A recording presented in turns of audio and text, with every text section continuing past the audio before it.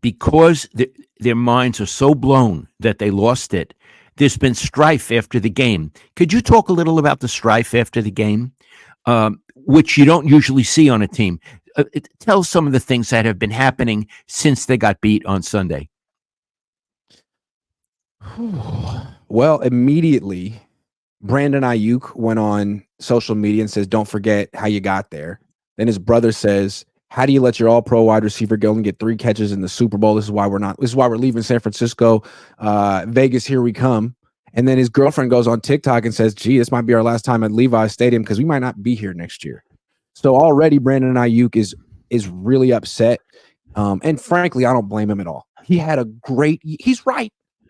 I mean, I don't know if I would say it publicly, but I don't know if I wouldn't. He had a great year. He deserved more than 6 targets and 3 catches in the Super Bowl, especially when they're force feeding Debo, who didn't have a great year. Should have went to Brandon. I understand how he feels.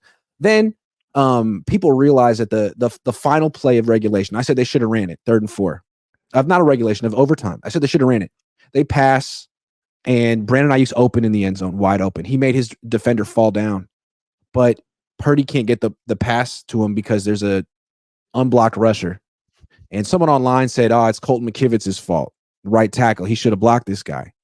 Freaking John Feliciano, the right guard who left the game early with an injury or something, goes on Twitter and responds to some random guy and says, "Nah, it's not McKivitz's fault. If the right guard had just blocked who was supposed to block, it wouldn't have been a problem."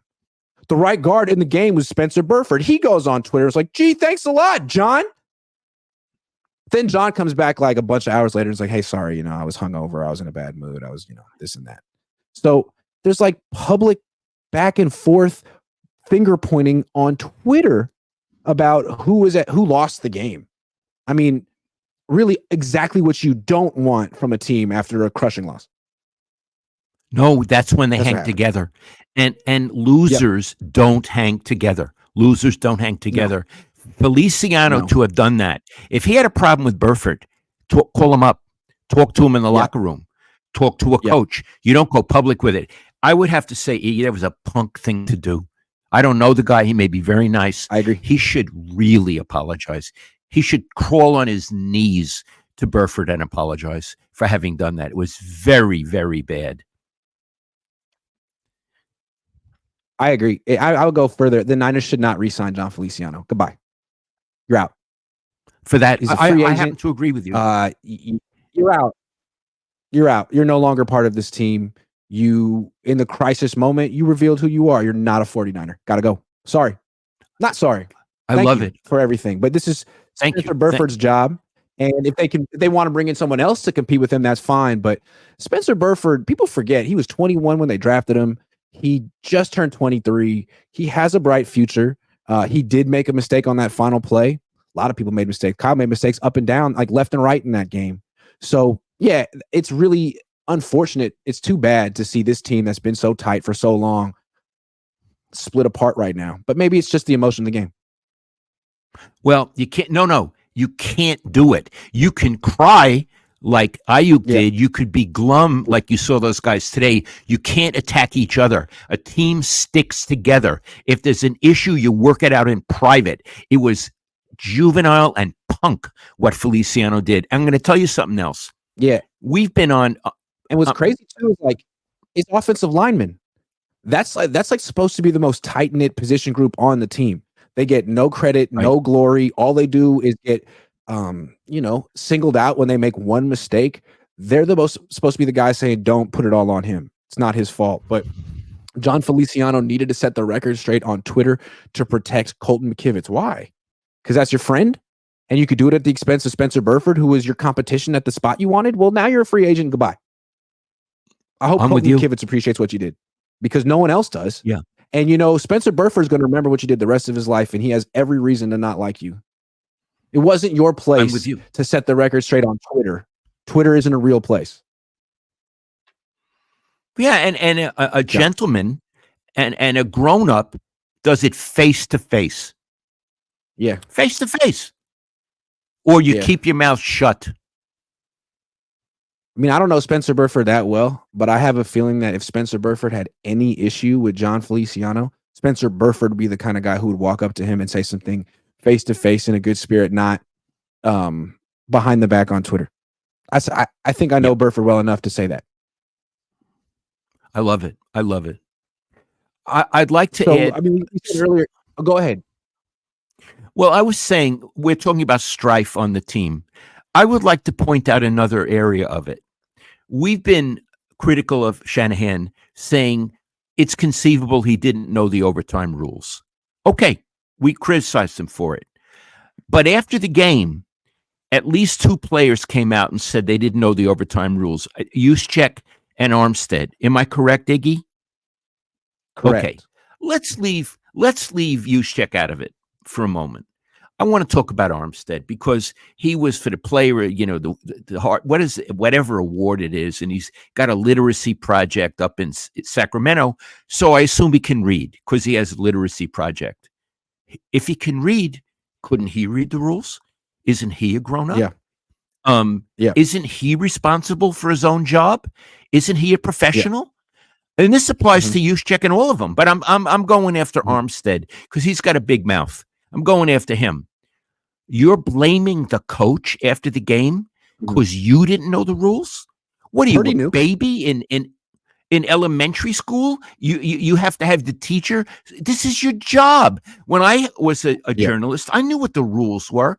This literacy genius couldn't take 5 minutes and read the rules. And now after the game, he's blaming the coach. Yeah. Purdy asked his coach.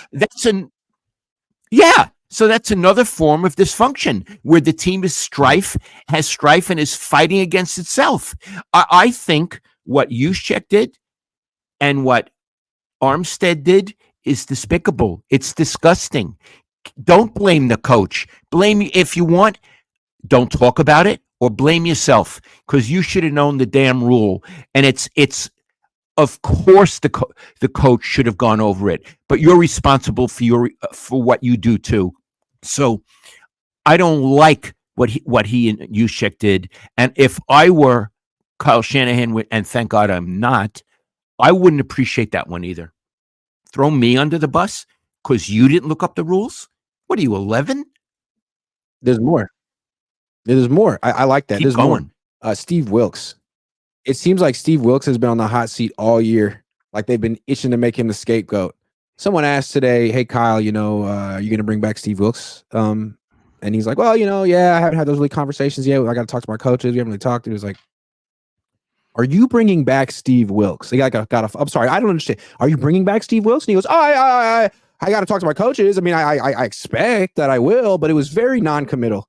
Which again, I expect they'll bring back Steve Wilks, but the way they answered the question today, it made it seem like they might reconsider. I don't know. What do you think of that? Did you hear that? I did.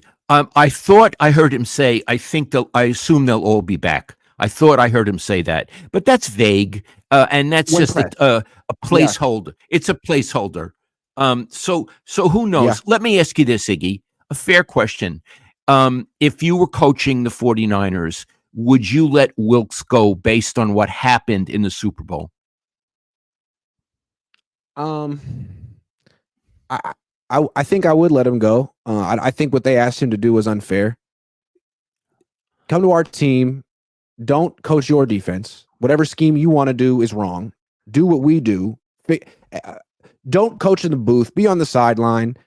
It just felt like they neutered him. Hey, we want you to be our coach, but we don't really want you to be our coach. Let him go and promote someone from within who knows what you want to do. Daniel Bullocks has been there for 8 years. What about that guy? I think they put him in a terrible position. I agree. They made him the scapegoat.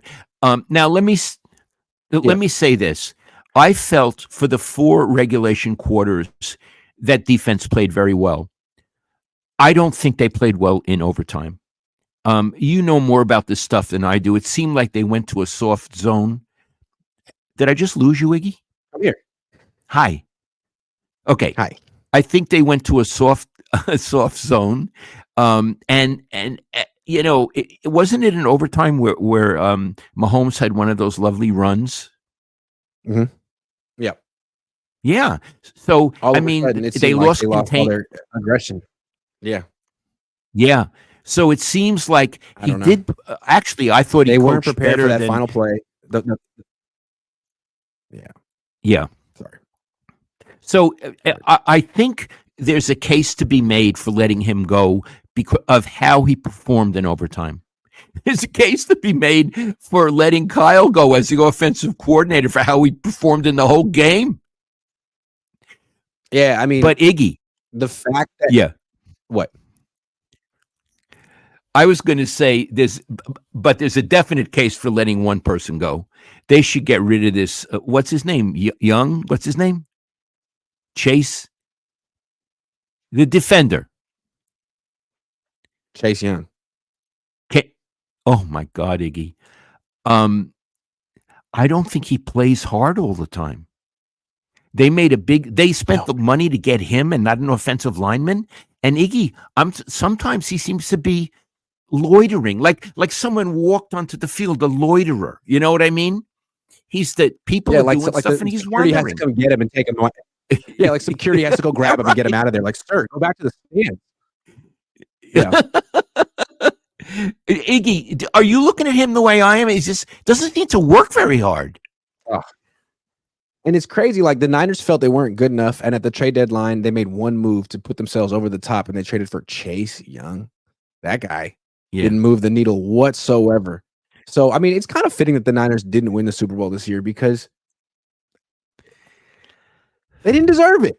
That move was supposed to be the move, like trying to experiment with Steve Wilkes and telling him how to coach. That's not a championship decision. They got to clean that stuff up. I wouldn't be against.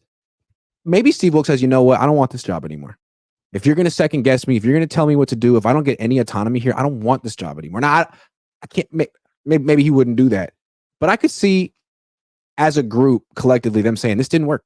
Steve, you're a good coach, but this did not work, and we got to promote someone from within. Sorry. Okay. Also, Brandon Aiyuk. What's going to happen with him? You know, we assume he'll come back. They gave a lot of money to Deebo Samuel. They have a lot of money tied up in the wide receiver position. They traded DeForest Buckner. They don't pass the ball that much. I think they were 32nd pass attempt year. Do you see any world where Brandon Aiyuk isn't on this team next year? Let me put it like this. Again, I'm not talking to John Lynch, but Iggy, if they don't have Aiyuk on the team next season, that's a big mistake. He's on the verge of superstar. You know, I really like Juwan Jennings, but I don't think he could take over for Brandon Aiyuk. So they better, and they asked him today, are going to be back, and he said, what did he say? If the deal is right, or if the contract, or what did he say? Something like that, right? He was non-committal. Yeah, he said, are you going to be back here next year? He said, if it makes sense.